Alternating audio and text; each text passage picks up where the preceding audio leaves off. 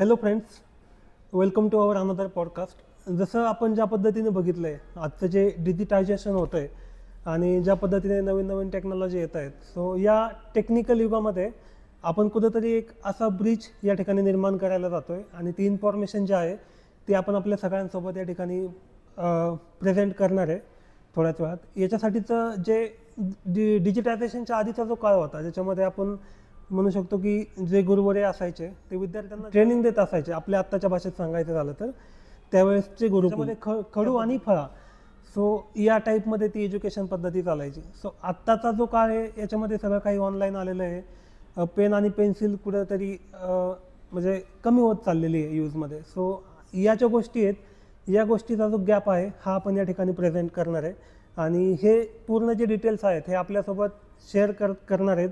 आपल्यासोबतचे जे गेस्ट आलेले आहेत आपल्यासोबत, आपण त्यांच्याशी भेटून जे काय आहे ते या कार्यक्रमाला पुढे आपण चालू करणार आहे. It's a kind of podcast which will give us the information about the previous journey and the current journey of the young youth. म्हणजे ही पॉडकास्ट आपल्याला एक या पद्धतीची इन्फॉर्मेशन सोर्स देऊन जाईल की त्यावेळेसचा जो लाईफ जर्नी होती आणि आत्ताच्या डिजिटल युगामधली जी लाईफ जर्नी आहे, सो या मधला जो काळ आहे याचे आपण या ठिकाणी डिस्कशन करणार आहे. सो आपल्यासोबत जे गेस्ट असणार आहेत, प्रमोद सर, रामदास सर आणि गणेश सर. सो या तिघांसोबत आपण इंट्रोडक्शन करून घेऊयात आणि चालू करूयात आपल्या पॉडकास्टला. या पॉडकास्टमध्ये जर आपण बघितलं तर एक जमाना होता, जसं मी तुम्हाला म्हणलं, फळा आणि खडू, म्हणजे त्याला जर आपल्याला सांगायचं झालं तर चॉक आणि ब्लॅकबोर्ड. ही जी वे होती ती आता कशा पद्धतीने ट्रान्सफॉर्म होते क्लाउड आणि डिजिटायझेशनकडे. सो तीच आपली पॉडकास्ट असणार आहे, चॉक टू क्लाउड. म्हणजे आपण प्रवास बघणार आहे फळ्यावरच्या खडूपासून ते आत्ताच्या क्लाउडपर्यंत. Let's continue to our podcast. या ठिकाणी आपण पॉडकास्ट चालू करूयात. आपल्यासोबत आपले आज मान्यवर जे आहेत त्यांची मी आपल्याला ओळख करून देतो. आपल्यासोबत आहेत प्रमोद सर, जे शिक्षण क्षेत्रामध्ये कार्यरत आहेत 2002 पासून आणि असंख्य मुलांना घडवण्यामध्ये त्यांचा खूप मोलाचा वाटा आहे. त्यांचे जे शिक्षण क्षेत्रातलं त्यांचं जे योगदान आहे ते पण या ठिकाणी खूप मोलाचं आहे आणि ते अजून पण शिक्षण क्षेत्रामध्ये त्यांची जी सेवा आहे ते या ठिकाणी कार्यरत आहे. सो दुसरे गेस्ट आहेत आपल्यासोबत रामदास सर. रामदास सरांबद्दल सांगायचं झालं तर सरांचा राजकीय, सामाजिक आणि शैक्षणिक तीनही क्षेत्रामध्ये अतिशय महत्त्वाचा आणि मोलाचा वाटा आहे. म्हणजे प्रत्येक म्हणजे यूथचे मार्गदर्शक असतील किंवा कोणाचा गायडन्स पाहिजे असेल तर या सगळ्या गोष्टींमध्ये सरांचा या ठिकाणी महत्त्वाचा वाटा आहे. आणि तसेच आपल्या छत्रपती शिवाजी महाराजांबद्दल या ठिकाणी सरांचा खूप मोठा अभ्यास आहे आणि छावा हे सुप्रसिद्ध जे नाटक आहे ते या ठिकाणी त्याचे सर निर्माता आणि संस्थापक होते. सो आपल्यासोबत तिसरे जे गेस्ट आहेत ॲक्च्युली ते म्हणजे आपले गणेश सर.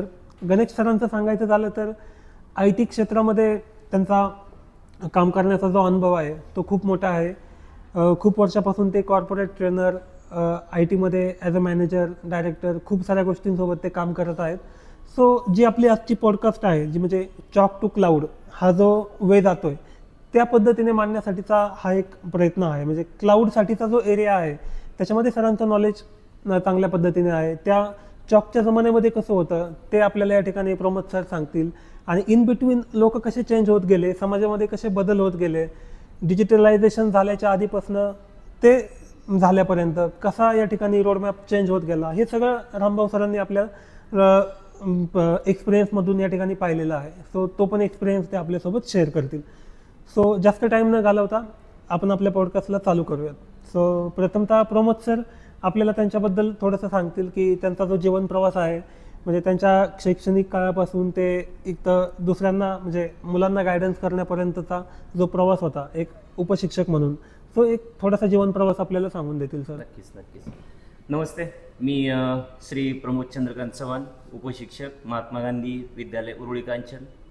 आता आज या मंचापर्यंत पोहोचेपर्यंत खूप कालावधी लागलेला आहे आणि योग्य मंचावर आलो आहे मी असं मला वाटतं. मला IT विनर्स सोल्युशन यांनी एक चांगलं व्यासपीठ उपलब्ध करून दिलेलं आहे. माझा जो प्रवास सुरू झाला तो इयत्ता 3रीत असल्यावरती मला असं वाटलं होतं की आपण शिक्षकच व्हायचं आणि माझं ते स्वप्न पूर्णच झालं आणि तो प्रवास 3रीपासूनचा सुरू झालेला आज इथपर्यंत मी येऊन पोचलेलो आहे. त्याच्यामध्ये शिक्षणासाठी मला वेगवेगळ्या टप्प्यावरती जावं लागलं असेल. माझ्या गावामध्ये शाळेची सोय नसल्यामुळं 7वी नंतरची कालांतराने म्हणजे 7वी नंतर मी केसनंद या ठिकाणी जोगेश्वरी विद्यालय, त्यानंतर पुढच्या शिक्षणासाठी वाघोली विष्णूजी शेकोजी सातव हायस्कूल, त्यानंतर पुढं माझ्या पदवीच्या शिक्षणासाठी पुण्यामध्ये शरदाध्यापक विद्यालय, असे टप्पे पार करत पुणे युनिव्हर्सिटीमधून मी पुढचे शिक्षण घेतलेलं आहे. हे सगळं करत करत आज इथपर्यंत पोचलेलो आहे आणि मी माझी सेवा अजूनही बजावत आहे, करतोय. अगदी तळमळीने, तन्मयतेने आणि मनापासून ती माझी सेवा करतोय आणि त्याचा आनंद घेतोय मी. धन्यवाद. रामदास सर. नमस्कार, मी रामदास सर्जेराव आरगुडे पाटील, संस्थापक शिवसूर्य परिवार, निर्माता छावा ऐतिहासिक नाट्य. खरं तर महेशजींनी मगाशी सांगितल्याप्रमाणे सामाजिक, राजकीय आणि सांस्कृतिक अशा सर्व स्तरावरती काम करत असताना खरं तर मला नाट्यक्षेत्रामध्ये माझ्या मित्रपरिवाराच्या माध्यमातून एक संधी मिळाली आणि छावा या नाट्याची निर्मिती करायचं भाग्य मला लाभलं. त्या क्षेत्रातून जात असताना, सामाजिक स्तरातून, राजकीय स्तरातून जात असताना आयुष्यामध्ये काही सेटबॅक पण आला, पण पिछेहाटीतून पुनरागमन या वचनाप्रमाणे पूर्वी गुरुजनांच्या आशीर्वादाने, अनेकांच्या मार्गदर्शनाने प्रेरित होऊन ही जीवनरूपी प्रवासाची वाटचाल अखंड राहण्यासाठी त्या पिछेहाटीतून पुन्हा पुनरागमन करण्याची संधी मिळाली. पुढे जाताना आपण त्यावरती चर्चा करूच, पण खरंच मी या ठिकाणी विनर IT सोल्युशनच्या ठिकाणी धन्यवाद व्यक्त करतो. महेशजी, आपल्या माध्यमातून ही आम्हाला जी संधी प्राप्त झाली, खऱ्या अर्थानं एक वेगळी नांदी आहे. समाजासाठी एक संदेश देण्याचं एक वेगळं व्यासपीठ आहे. तर मी आपलं प्रथम त्या ठिकाणी धन्यवाद व्यक्त करतो. या ठिकाणी सर गणेश सर. तर मला टोटल IT मध्ये 15 वर्ष एक्सपिरियन्स आहे आणि मी सध्या कॉर्पोरेट ट्रेनर्स वगैरे अशा प्रकारचं ट्रेनिंग कंडक्ट करतो आणि सध्या विनर्स IT मध्ये 2000 पेक्षा जास्त सॉफ्टवेअर डेव्हलपर्स आपल्याकडून गेलेले आहेत. सो धन्यवाद सर. सो सगळ्यांनी आपली इन्फॉर्मेशन दिली त्याच्याबद्दल सर्वांचे आभार. आणि आता आपण पॉडकास्ट चालू करूयात. या व्यक्तींचा जो अनुभव आहे, प्रत्येक फील्डमधलं त्यांचं जे नॉलेज आहे ते आपल्याला या ठिकाणी पाहायला भेटणार आहे आणि ऑब्विसली आपल्या ऑडियन्सला सुद्धा याचा फायदा होणार आहे. सो अशा भरपूर पॉडकास्ट झाल्या, बट ही युनिक पॉडकास्ट आहे कारण याच्यामध्ये 3 क्षेत्रातले वेगवेगळे लोक या ठिकाणी आपण एकत्रित केलेले आहेत. सो आपण चालू करूयात आपल्या पॉडकास्टला. Let's continue. प्रथमतः जे आपले गुरुवरे आहेत प्रमोद सर.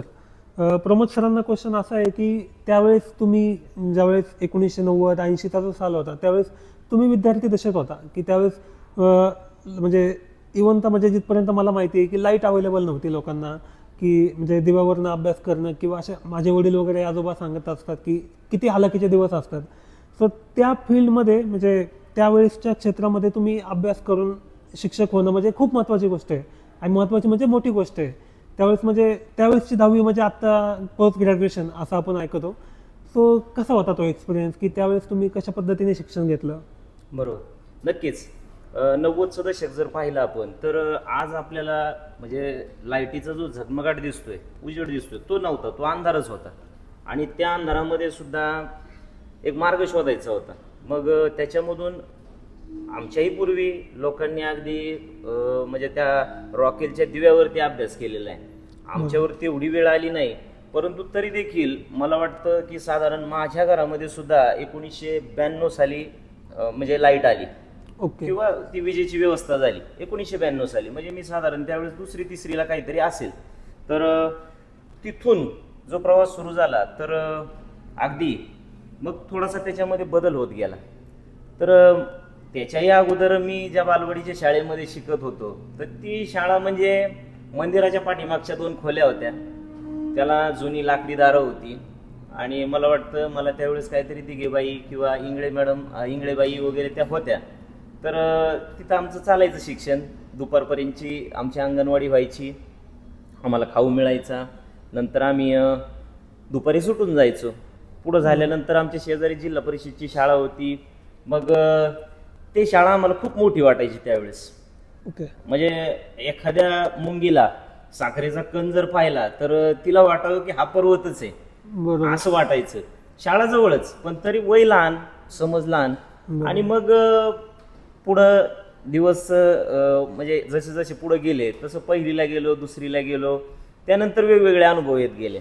आता शाळा होती ती जुन्या खोल्यांची, दगडी खोल्यांची शाळा होती. त्याच्यावरती ते भिंतीवरतीच केलेले फळे, त्याला मग थोड्याशा गेलेल्या चिरा, पुसट झालेला तो रंग, त्याच्यावरती खडूचं लिखाण, हे सगळं असं सुरू होत गेलं. शाळांना मला वाटतं त्यावेळेस तर अगदी शेणाने सारवण केलेलं असायचं. बरोबर. मग शेणाचं सारवण जर म्हटलं तर त्याच्यासाठी गावभर फिरायचं. मग आठवड्यातला एखादा दिवस निवडला जायचा की आता आपल्याला आपला वर्ग सारवण करून घ्यायचा आहे. ओके. म्हणजे त्याची बुई, त्यावेळेस त्याला फरशी नसायची. फरशी नसायची. बरोबर. मग कुठं शेत मिळेल, कुठं शेत मिळेल, मग कुठल्या वस्तीवर जा किंवा गावात कोणाकडे जनावर असतील तर तिकडे जा. मग 4-4 मुलांचे ते ग्रुप करून कोण शेण आणायला, कोण पाणी आणायला, असं सगळं करून मग मुली त्या वर्ग वगैरे सारवून घ्यायच्या. बरोबर. त्यावेळी इथपासून सुरुवात झाली. त्याच्यानंतर फरशी पाहिली आम्ही, शाळेला आलेली ती शहाबादी फरशी.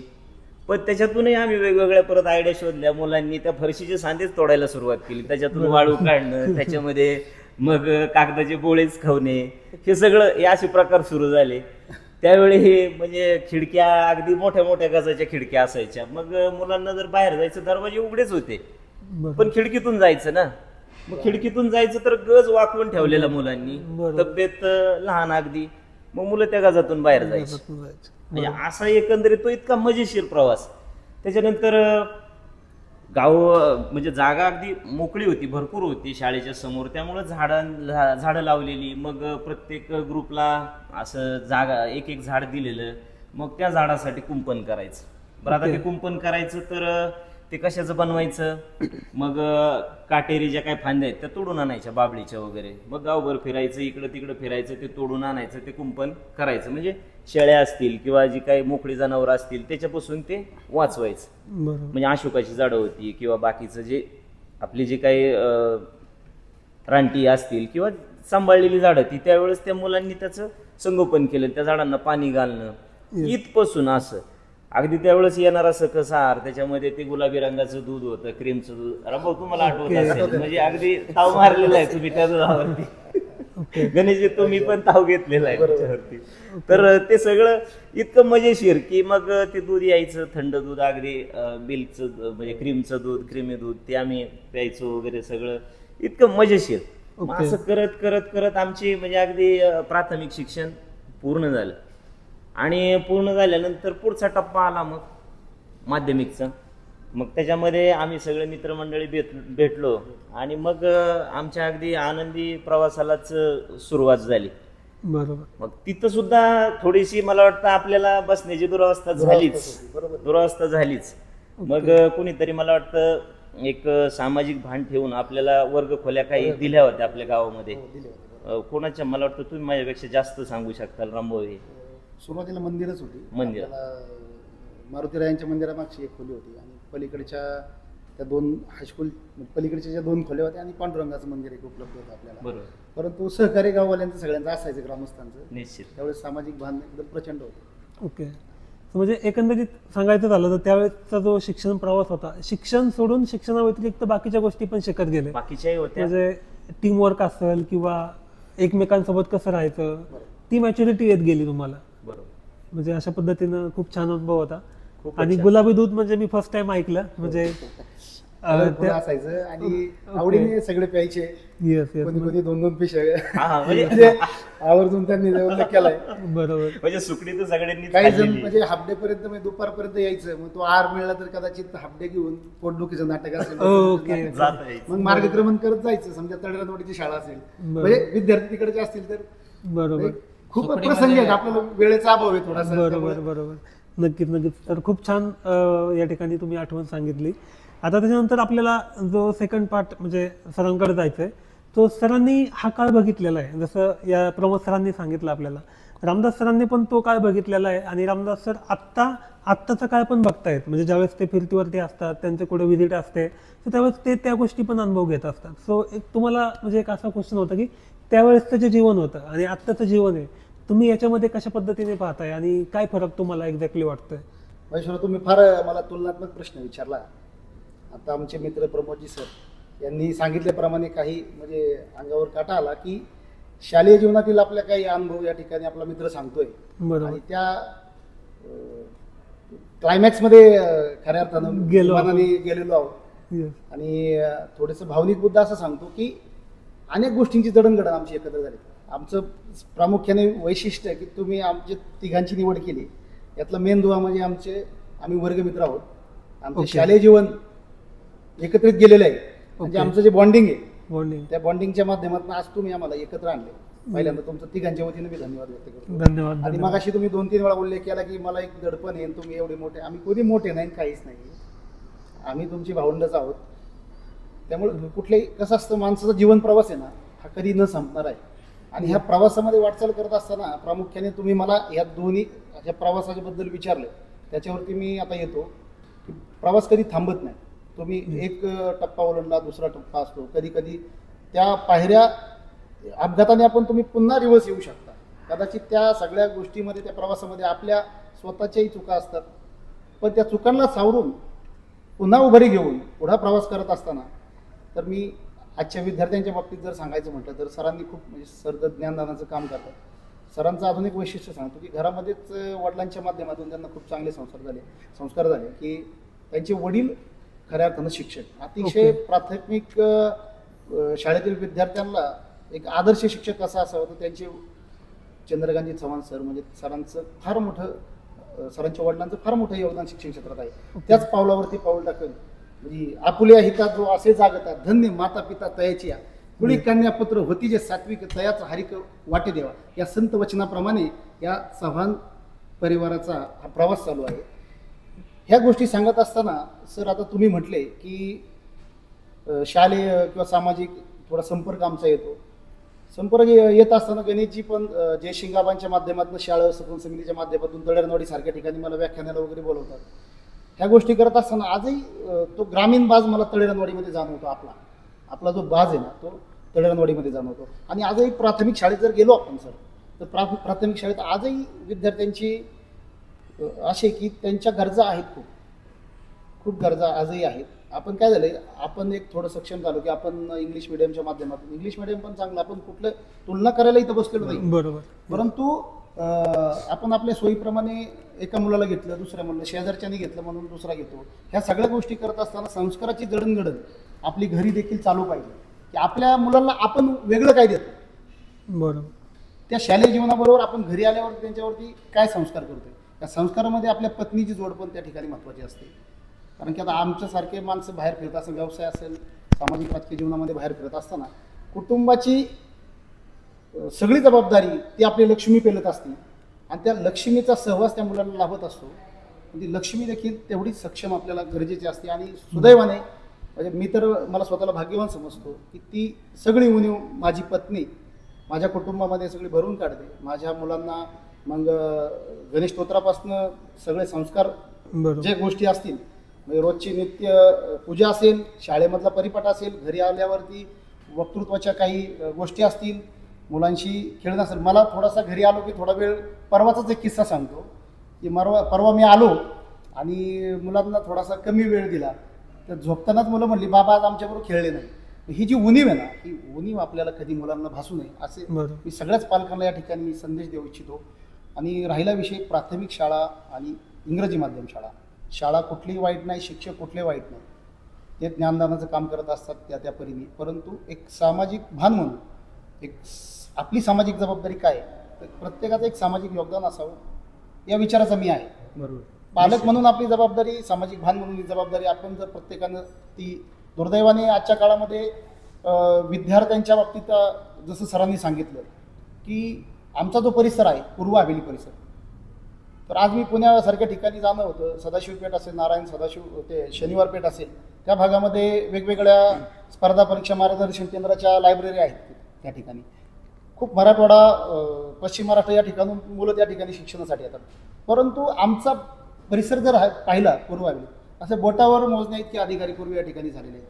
मी 1-2-3 नामोल्लेखकरण खऱ्या अर्थानं नामोल्लेखामध्ये वेळ घालवणार नाही, पण वाडेभोलाई सारख्या ठिकाणचे सन्माननीय रघुनाथजी गावडे सर, ते आज परभणी जिल्ह्यामध्ये जिल्हाधिकारी पदावरती काम करतात. आमच्या परिसराला पूर्व हवेलीसाठी ही खूप अभिमानाची गोष्ट आहे सर.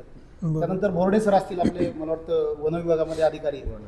सांगायचं तात्पर्य म्हणजे काय की शिवसूर्य परिवाराच्या माध्यमातून पूर्वी ज्यावेळी मी शालेय कार्यक्रम आयोजित करायचो, गुरुपौर्णिमेला किंवा राष्ट्रीय युवा दिन, स्वामी विवेकानंदांच्या जयंतीच्या दिवशी, जिजाऊंच्या जयंतीच्या दिवशी आपण व्याख्यानाच्या स्वरूपात कार्यक्रम घ्यायचो.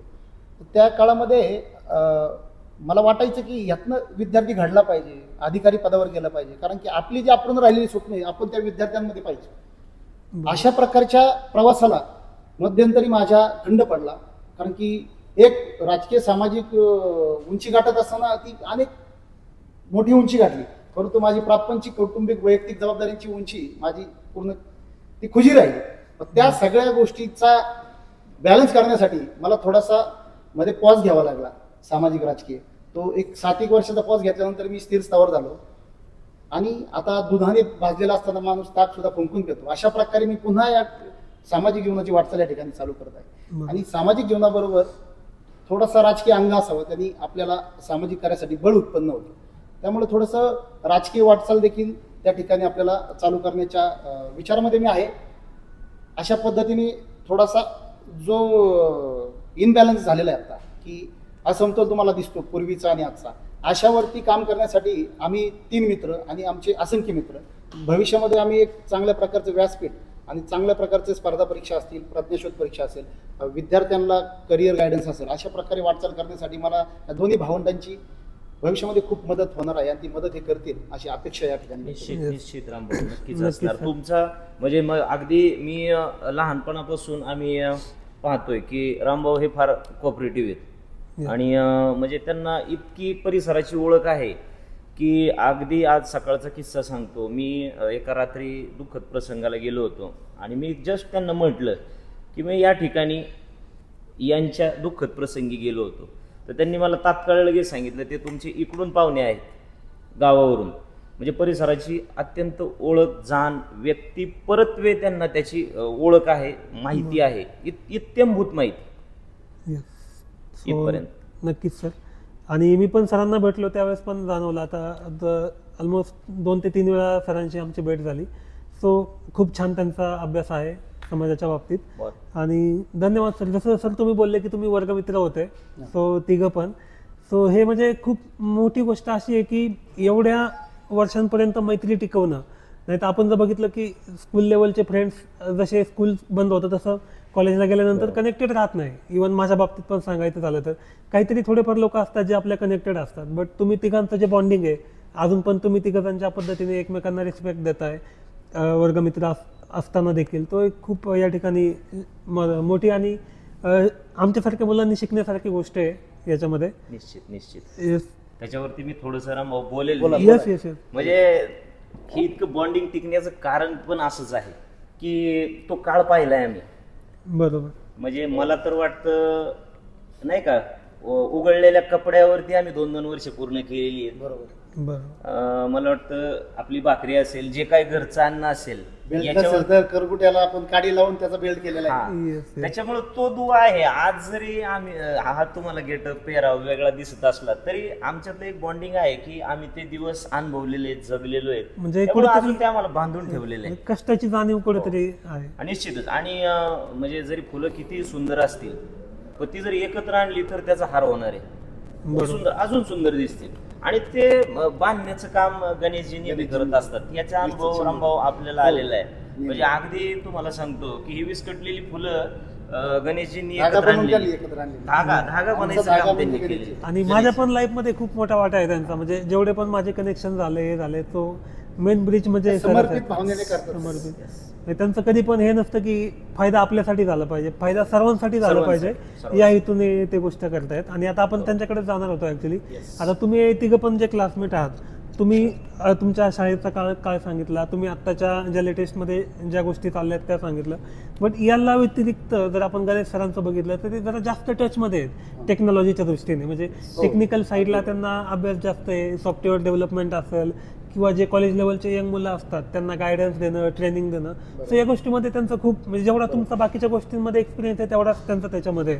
सो सरांना आता असं विचारू इच्छितो की ह्या दोघांचं जे म्हणणं होतं की त्या पद्धतीनं त्यावेळेस कसं होतं, तर तुम्हाला कसं जाणवतं आत्ताच्या मुलांमध्ये, आत्ताच्या डिजिटल युगामध्ये कसा चांगलेपणा वाटतो आणि कुठे गोष्टी कमी जास्त वाटतात म्हणजे क्लाउडच्या एरियामध्ये जर आपण विचार केला तर? नाही, आता जसं की ह्या दोघांनी खूप बॅकट्रॅक नेले, तर मला तर 90ची जर्नीच आवडायला लागली आता. Yes. पण आता क्लाउडचा जमाना जरी आला ना तरी म्हणजे ह्या दोघांबद्दल एक शॉर्टली सांगू शकतो की जुन्या काळामध्ये मी जसं प्रमोद सर आहेत तर त्यांना हिंदी हा विषय खूप आवडायचा, म्हणजे स्टार्ट टू एंड, बरोबर ना. तर यांना इतकं आवडायचं हिंदी विषय, आणि आज म्हणजे नाही का जी आवड असते ते त्या लेवलला झालं, म्हणजे बरोबर. नाही का लहान मुलाचे पाय पाळण्यात दिसतात तसा प्रकार. आणि रामदासजी यांच्याबद्दल सांगायचं तर सुरुवातीला ना पहिलीपासून मला वाटतं 10वी पर्यंत आम्ही एकत्रच होतो. तर ते ड्रॉइंग करतात ना, म्हणजे पहिली ते दुसरी तिसरीलाच ते असं ड्रॉइंग करायचे आणि 5वी 6वीला स्केच बनवायचे तुमचं पाहून. तर त्यावेळेस पासून म्हणजे आर्ट कला ह्या विषयाची त्यांना आधीपासून तशी सवय होती, मी बघितली. आणि एकत्रच आम्ही फर्स्ट स्टँडर्ड पासून 10th स्टँडर्ड पण आम्ही ते काही एकत्र आहे. त्यामुळं कसं झालं की तो काळ वेगळा आहे. आणि त्यावेळी असं आमच्या वेळेस काही इंग्लिश मिडियम असं काही नव्हतं. म्हणजे आता बऱ्याच ठिकाणी आपण वर्कशॉप घेतो, मी बरेच लोक विचारतात की आमच्या मुलासाठी काय करता येईल, तो ह्या इंग्लिश मिडियमला आहे. तर माझं म्हणणं काय आहे, तुम्ही इंग्लिशला घालवा किंवा जसं सरांनी दोन्ही सांगितलं की मराठीला घालवा. शेवटी काय मुलाला आकलन झालं पाहिजे. जसं की मला इथून बँगलोरला जायचं, तर मी कसं जाऊ शकतो, बाय प्लेन जाईल, बाय ट्रेन जाईल, बाय बस जाईल, कोणतेही माध्यम आहे ज्याला जसं वाटेल तसं. असं काय नाही की इंग्लिश मिडियम मधूनच गेल्यावर IT मध्ये जाता येतं किंवा ह्यानी. शेवटी काय होतं, 10वी नंतर सायन्स साईड घेतल्यानंतरच इंजिनिअरिंगला ऑपॉर्च्युनिटी. म्हणजे फायनल जंक्शन काय आहे, सायन्स, 11वी सायन्स. मग तुम्ही मराठीतून जा, इंग्लिशमधून जा. काहींची परिस्थिती नसते, ग्रामीण भागातली मुलं आहे, सगळ्यांना इंग्लिश मिडियमला 1-1 लाख रुपये फीस भरणं आता पॉसिबल नाही आहे. मग त्यांच्यासाठी काय ॲडवाईस आहे की या पॉडकास्टमधून हेच सांगू शकतो की कुठल्याही माध्यमातून घालवा, ॲट द एंड काय आहे, त्याला सायन्सची बेसिक तयारी झाली पाहिजे. आणि माझं म्हणणं हेच आहे की आता हे प्रूव्ह झाले की प्रत्येक मुलाला त्यांच्या मातृभाषेत जर शिकवलं तर ते ग्रास होते. म्हणजे आताशी क्लाउडची, आता मी जर बघतो कॉर्पोरेट ट्रेनिंगला जातो किंवा वेगवेगळ्या ठिकाणी जातो, तर मुलांची गुणवत्ता सर आपल्या वेळेस जशी होती ना तशी राहिली नाही.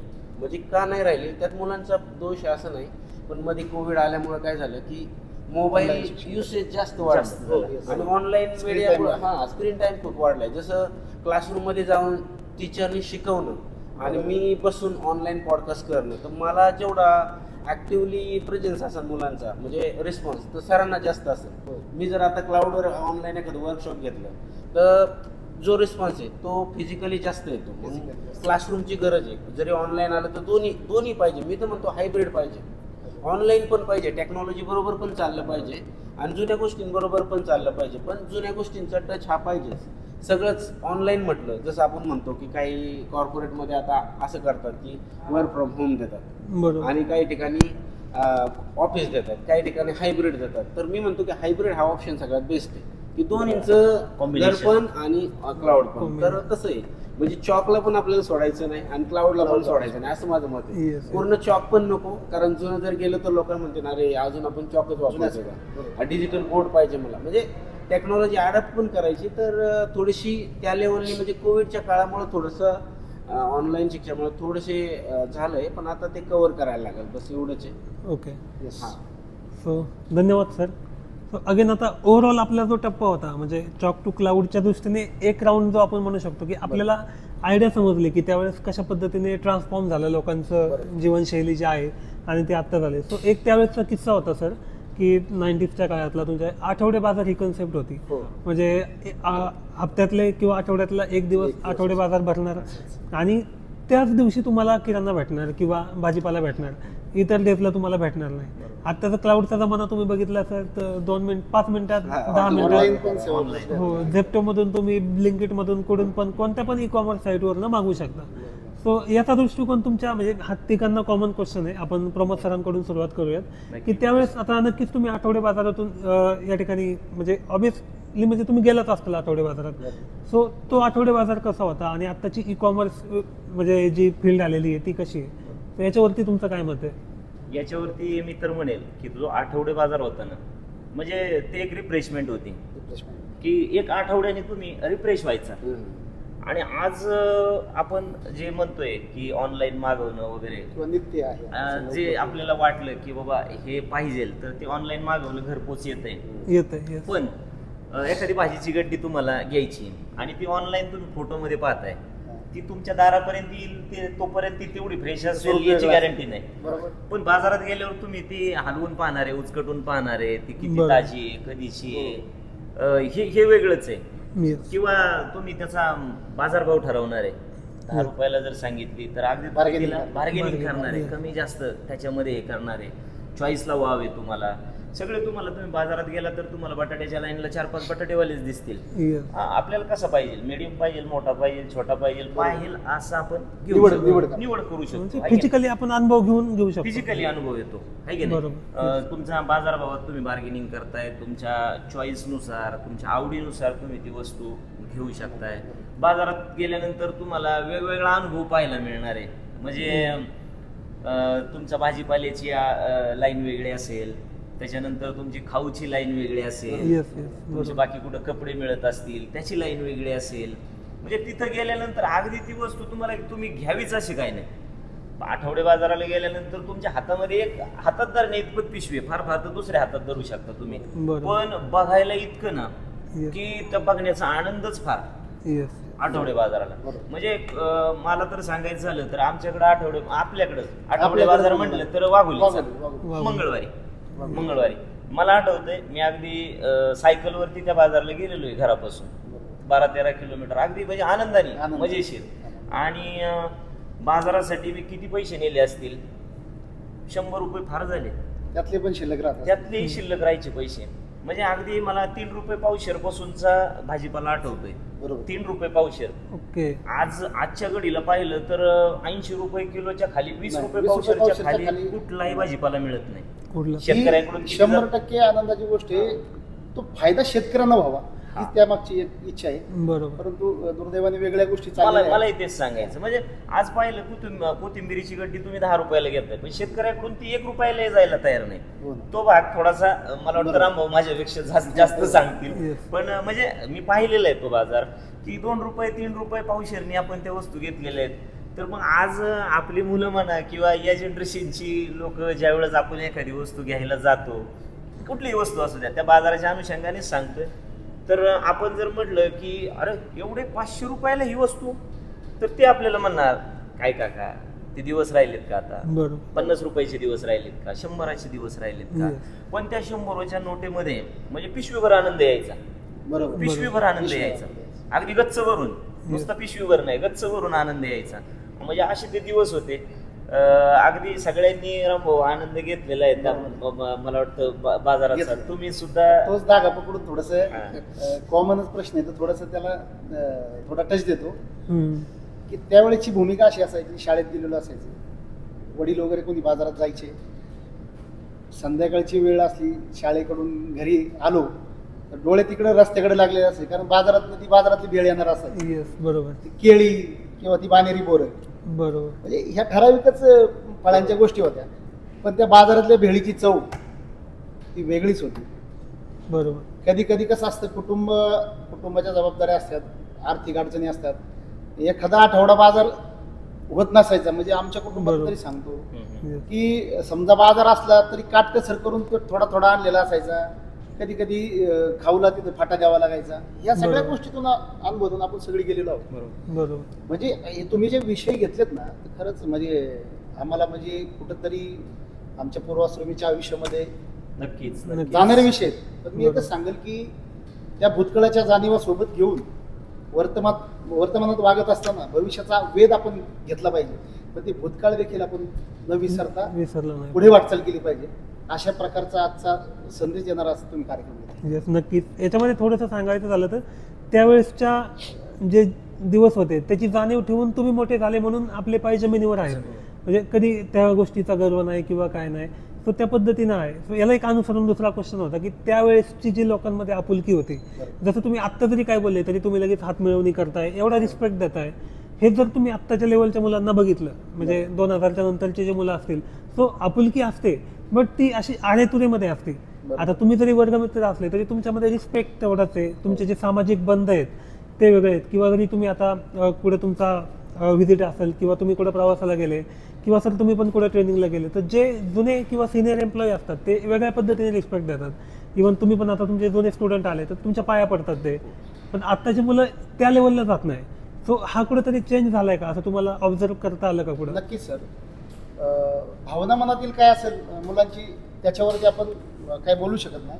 भावना नक्कीच स्वच्छता असणार आहे, येस येस परंतु तो जो टच होता ना, तुम्ही Touch. कसं म्हटलंय की पूर्वीच्या काळी आपण शालेय जीवनामध्ये वावरत असताना पूर्वी बघा सैन्यांचा सप्ताह 7 डिसेंबरला एक कार्यक्रम असायचा बघा, आपल्याला ते 1 रुपया सैनिकांसाठी करायचं. तिकीट मिळायचं हा. चिकटवायला ओके. कंपास हो. मध्ये चिकटवायचं आपण. आणि 1 रुपया सैनिकांसाठी आपण सैनिक निधी गोळा करायचो. मी ओके. एक माझ्या गावचा म्हणजे एकदम भावनिक किस्सा सांगेन की आमच्या गावात भैयाजींचं दुकान असायचं. मग आम्ही 1 रुपया गोळा करायला आपले प्रत्येक 2 विद्यार्थ्यांना अशी जबाबदारी दिलेली असायची. माझ्याबरोबरचा एक विद्यार्थी मित्र आणि त्या दुकानामध्ये गेलेलो असताना तिथं आमचे त्या काळातील आमच्या गावासाठी आदर्श असणारे व्यक्तिमत्व, तर पोलीस खात्यामध्ये कार्यरत असणारे, ते आमच्या गाव आता दिवंगत आहेत. दुर्दैवाने 1-2 महिन्यापूर्वी त्यांचं जाणं झालं. तर आम्ही सर्व तरुण मंडळी त्यांच्याकडे आदर्श म्हणून पाहिजो. असं आमच्या केसनगावचं भूषण, स्वर्गीय तुकारामप्पा जाधव, निवृत्त पोलीस अधिकारी आणि माजी सरपंच, ते आम्हाला भेटले तिथं. आम्ही 1 रुपया गोळा करत असताना त्यांनी आम्हाला 10 रुपये दिले. 10 त्या काळात 10 रुपये सैनिक निधी देताना तो आनंद मी आजही विसरत नाही. मी 3री 4थी 5वीला काय असेल त्यावेळेस मला सांगायचं काय की त्यावेळी एक आदरयुक्त भीती होती. वरिष्ठांना आपण एक आदराने त्या ठिकाणी सामोरं जायचो. जरी आपण खेळत असो, समजा क्रिकेट, लगोरच्या किंवा गजरवारवी आपण काही खेळत असलं, पटांगणात खेळत असताना एखादी ज्येष्ठ व्यक्ती आली तर त्यांचा मान सन्मान ठेवून आपण या सगळ्या गोष्टी मस्ती करत असो तरी आपण 1-2 मिनिटं त्या ठिकाणी शब्द व्हायचो. खऱ्या अर्थानं तो त्याचा मागचा आदर होता. हा आदर कुठंतरी आजकालच्या जमान्यात थोडासा कमी जाणवतो. आता तुमच्या गोष्टीला अनुसरून सांगतो की त्या काळचा आणि हा काळ, तर मध्यंतरीच्या आमच्या एकदम तारुण्याच्या उंबरठ्यावर असताना आम्ही गणेश मंडळ असायची. त्यानंतर जहाज पथक म्हणून आम्ही बाहेर खेळायला जायचो. पुढे जाताना की गाव पातळीवरती एक गावी गणपतीचा विषय असेल, आम्ही थोडंसं या सगळ्या प्रक्रियेमध्ये सहभाग घेताना पोलीस स्टेशनच्या माध्यमातून सूचना येतात किंवा जर तुमचा विचार झाला तर एक गावी गणपती बसवा. अशा प्रकारचे एक गावी गणपती पण आमच्या भागामध्ये, आमच्या गावामध्ये झालेले वेगवेगळ्या पद्धतीचे कार्यक्रम. हे सांगण्याचं तात्पर्य काय, आज ह्या गोष्टीचा अभाव आपल्याला जाणवतो की गावोगावी वस्ती गल्लोगल्ली आता मंडळांचं प्रमाण वाढलंय. मग त्याच्या माध्यमातून वर्गाण्यांचं प्रमाण वाढलंय, त्याच्या माध्यमातून त्या मिरवणुकींचं वेगवेगळ्या पद्धतीचं प्रमाण वाढलंय. त्याच्यामधनं कुठेतरी संस्कृतीला फाटा देऊन वेगळ्या पद्धतीने देखील त्या ठिकाणी वाटचाल आनंद घेतला पाहिजे. महापुरुषांचा आदर ठेवून ह्या पुढे गोष्टी पुढे झाल्या पाहिजेत. वेगवेगळ्या महापुरुषांच्या जयंती असतील. हा जर परत ट्रेंड आपला जुना आणायचा असेल तर आपल्याला त्याच्यावरती काहीतरी करावं लागेल. आपल्याला इथं थांबता कामा नाही, आपल्याला इथून पुढे जायचंय. त्यामुळे ती ज्यावेळेस वेळ असेल तर ते 2 पावलं नक्की आम्ही त्यात पुढे असू, मित्रांना सोबत घेऊन असू, अशा प्रकारच्या ठिकाणी. सर खूप छान या ठिकाणी यालाच मला वाटतं रामभाऊ, आपल्या ह्या मुद्द्याला जोडूनच मी थोडंसं बोलेल की आपला मुद्दा होता की नाही का आदर कुठंतरी कमी होतोय म्हणजे विद्यार्थ्यांचा किंवा समाजाचा. तर पूर्वीच्या काळी जसं परत आपण स्टार्टलाच येतोय की गावामध्ये एकच शाळा असायची, म्हणजे गावची सगळी मुलं त्याच शाळेत येणार, बरोबर. मग अगदी प्रत्येक वस्तीवरचा, गावातला, गल्लीतला कुठलाही मुलगा असला तरी त्याची ओळख असायची. पण आजची परिस्थिती अशी झालेली आहे की एका वस्तीवरची, एका गल्लीतली मुलं 4 शाळांमध्ये जात आहेत, बरोबर आहे की नाही. 4 गाड्या त्या गल्लीमध्ये येत आहेत आणि तिथली मुलं 4 दिशेला जात आहेत. म्हणजे गावामध्ये कोण राहतोय, परिचित कोण, ह्याची सुद्धा कोणाला जाणीव राहिलेली नाही. त्याच्यानंतर पालकांची थोडीशी भूमिका बदललेली आहे. जसं गणेश सरांनी सांगितलं की आज म्हणजे तुम्हाला जायचं डेस्टिनेशन, तुमचं ठिकाण निश्चित आहे, पण तुम्ही काय म्हणताय की मला इंग्लिश मिडियम मधूनच गेलं पाहिजे, मला एखाद्या चांगल्या संस्थेतूनच गेलं पाहिजे, असं नाही. मला आठवतंय की गणेशजी आमच्यातले टॉपर रामभाऊ, तुम्हाला आठवत असेल, म्हणजे त्या 3 मित्रांचा हा विषय तर त्यांचा एकदम 3 मित्रांचा मी उल्लेख करेल आता ह्या पॉडकास्टच्या माध्यमातून. म्हणजे महेंद्र अग्रवाल, नंतर निलेश हारगुडे, गणेश हारगुडे. म्हणजे मी अगदी त्यांना ब्रह्मा विष्णू महेश म्हणायचो तिघांना की त्याला काही तोडच नाही. बरं, बाकी त्यांचा डिस्ट्रॅक्शन नाही, काय अभ्यास आहे की अभ्यास, कोण काय बोलतोय, कोण काय नाही. मी गणेशजींना अगदी म्हणजे सायकलवर येताना तिथून वस्तीवरून पाहिलेले धडपडत त्यावेळेसच्या ते मेमरीज आपल्याकडे आज फोटो नाहीत किंवा व्हिडिओ नाहीत. आता ते भावना अनावर झाली. गणेशजी येताना यायचे, पण दिवस मावळल्यावर गणेशजीला सोडवण्याची जबाबदारी माझ्यावर असते. होय, आता जे साई पार्क आहे, आम्ही म्हणजे त्या टप्प्यापर्यंत गणेशजींना म्हणजे अंधार पडायचं, मग गणेशजींना थोडी मनात भीतीचं नाही, वाटतं. नाही. प्रवास मोठा असायचा बरोबर. पण गणेशजींना सोडवायची जबाबदारी 100% माझी असायची. त्याच्यात आहे ना मी एक ॲड ऑन करतो आता आणि आठवलंच तर काय झालं की आमच्या इथं तळेरणवाडी आणि केसनंद असे दोन आहे. आमच्या वस्तीवरच्या शाळेत मी पहिलीला जायचो. तर फर्स्ट स्टँडर्डला जाताना तिथले टीचर लोकांचं मला आवडले नाही. मी घरच्यांना म्हटलं की बाबा फर्स्ट स्टँडर्डला मला इथं नाही शिकायचं, मला गावात शिकायचं. ओके. मग तळेरणवाडी ऐवजी मग मला गावात ॲडमिशन घेतलं. मग गावात ॲडमिशन घेतल्यावर जसं प्रमोदजींनी सांगितलं की ते वस्तीवरून त्यांच्या गावडे वस्तीवरून केसनंदमध्ये सायकलवर यायचे. पहिलं म्हणजे आता कसं आहे मुलांना सोडवायला पालक बरोबर जातात, तसं इंडिपेंडेंटली ते यायचे. तसं पहिलीला मी तळेरणवाडीवरून केसनंदला यायचो. येताना कोण ना कोणतरी भेटायचं, पण सोडवायला जाताना रामभाऊ असायचे. आणि रामभाऊंना पहिलीपासून त्यामुळे सोशल कामाचं अनुभव आहे त्यांना. खरी प्रेरणा आमची इथून आहे. त्यांना पहिलीपासून त्यांनी मला सोडवायला तिथून सुरुवात केली. ते मला निम्म्यापर्यंत सोडवायचे आणि नंतर खरी मला प्रेरणा तिथं- आमची प्रेरणाच नाही. तिथून त्यांनी पहिली स्टँडर्डला मला कोण घरी न्यायला आणि सोडवायला अशी काय भानगड नाही. आणि सर पण सांगितलं जसं की स्वतः बाय सेल्फ यायचं. आता काय प्रत्येक मुलाला आई वडील पालक सोबत मला जातात. सोडायला येतं. मग यांना मी म्हणायचो आणि हे कधीच असं एकही दिवस झाला नाही की रामभाऊ तिथपर्यंत सोडवायला आले नाही. आणि ज्यावेळी हे शाळेत बसत नाही येणार त्यावेळी मग आपल्याला कळलं ना 2-4 दिवस नाही येणार तर आपण घरी सोडवायला मला कोणी येणार नाही. म्हणजे बघ माझा नक्कीच. म्हणजे परत हे थोडा मुद्दा मी मध्येच सोडला त्याच्यावरती येतोय की चार म्हणजे एकाच गल्लीतली एका ठिकाणातली मुलं 4 शाळांमध्ये जात आहेत. बरं ते जात आहेत त्यांना परिचय नाही, कोण कुठं जातोय कोण कुठं जातोय. त्यातून ह्यांनी सांगितल्याप्रमाणे तुम्ही शिक्षण संस्था निवडताय. म्हणजे ह्यांनी काय सांगितलं की मी माझी पहिलीची शाळा मला आवडत नव्हती म्हणून मी गावात आलो. बरोबर. तसं पूर्वीच्या काळी शिक्षक बघून मुलं त्या शाळेमध्ये जात होते. आज काय बघतोय आपण इन्फ्रास्ट्रक्चर बघतोय त्याची त्या शाळेची मांडणी, त्यांची सुविधा काय आहेत, त्यांचा स्टँडर्डनेस बघतोय. मुलांच्या गुणवत्तेकडे लक्ष नाही आपलं की मला गुणवत्ता काय असेल माझ्या मुलाची, पण फक्त तिथं फी काय हजारामध्ये असेल लाखामध्ये असेल. तर शेजाऱ्याचा अमक्या तमक्याचा मुलगा जातोय म्हणजे आपल्या मुलाची आपण तिथं एक त्यानुसार आपलं स्टँडर्ड ठरवतोय की तो आपला मुलगा त्या शाळेत जातो म्हणजे मी त्या माझं कुटुंब मी त्या स्टँडर्डचा आहे हे एक आपण म्हणजे असं स्टेटस दाखवायचा प्रयत्न करतोय. जसं बाकी लोक मग कपड्यांवरून गाड्यांवरून तुमच्या वेगवेगळ्या वस्तूंवरून दाखवण्याचा प्रयत्न करतात की मी या स्टेटसचा आहे, तसं तुम्ही मुलांच्या बाबतीत तो जीव घेणं खेळच करताय. आहे का नाही. मला कसं म्हणजे गणेशजी तुम्ही आता लेटेस्ट अपडेट मध्ये आहात पण तरी सुद्धा मला असं वाटतं जर आपली मातृभाषा मराठी आहे, आपण घरामध्ये 16 तास मराठीमध्ये बोलतोय आणि तो मुलगा जेमतेम 5-6 तास त्या शाळेमध्ये जाऊन त्याच्याकडून आपण इंग्लिश टू इंग्लिशची अपेक्षा करतोय. आणि प्लस आपण घरामधूनच त्याला काय खतपाणी घालतोय की अरे एवढी शाळेला फी भरली नाही का आपण, मग काय त्या ती मिस कशी शिकवती, ते सर कसे शिकवतात, अशी प्रेशर मध्ये जातो. प्रेशर मध्ये किंवा त्याला घरातूनच थोडस संस्कारच्या ऐवजी त्याला थोडस वेगळंच वळण दिलं जाते. तुम्ही म्हणले तसं लहान मुलांचं त्यामुळे सुसाईड किंवा असं प्रेशर होतं वाढतंय प्रेशर मधनं डिप्रेशन. आणि मग मुलांना पूर्वीच्या काळी आपण जर आपल्या वेळेस पाहायचो आपण की गुरुजी सर अरे ते सर कशी काय आहेत किंवा कशी शिकवत आपणच घरी सांगायचो की ते सर फार छान. वीर सरांची थोडीशी आठवण काढेल मी या निमित्ताने. आपल्याला वीर सर एवढे बदलायचे तुम्हाला आठवत असेल, मी तुम्ही कमी मार खाल्लाय मी जास्त खाल्लेला आहे. इंग्रजीचे आमचे एक शिक्षक होते वीर सर म्हणून, म्हणजे आहेत आता रिटायर झालेले आहेत. तर इंग्रजी शिकवायचे. इंग्रजीमध्ये मी सांगितल्याप्रमाणे स्पेलिंग पाठांतर असेल तुमचं ग्रामर असेल फळ्यावरती घ्यायची. आणि ही मंडळी टॉपची मंडळी अगदी जायची दाखवायला आम्हाला कुठंतरी वाटायचं की बाबा ह्यांच्या पुढे आपण जावं आपलं कधीतरी बरोबर आमच्या पुढे शिक्षक आहेत नाही. तर जायचो आम्ही, त्याच्यातले 10 8 प्रयत्न आमचे निष्फळ ठरायचे, आम्ही चुकायचो. सर उंचीला भले मोठे होते म्हणजे मिलिटरीच्या ह्याच्यासाठी गेले होते सिलेक्शन झालं सरांचं म्हणजे दिप्पाड अगदी.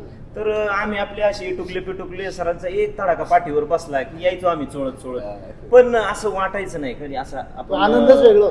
त्यांच्या बाबतीत आम्ही शाळा सुटल्यानंतर म्हणा किंवा असं कधी तर बोललोच नाही. आज पण अपशब्द नाही, तो आदर होता. पण आता जर म्हणजे ह्याच मुद्द्यावर परत आपण आलो तर जर तुम्ही आज मुलाला शिक्षा करताय आणि तुमची शाळा जर समजा समथिंग 5 वाजता सुटणार आहे, 5:15 वाजता पालक 5:30 वाजता तुम्हाला पालक भेटायला येणार असतील, किंवा तुम्हाला फोन आलेला असेल माझ्या मुलाला शिक्षा टाकली.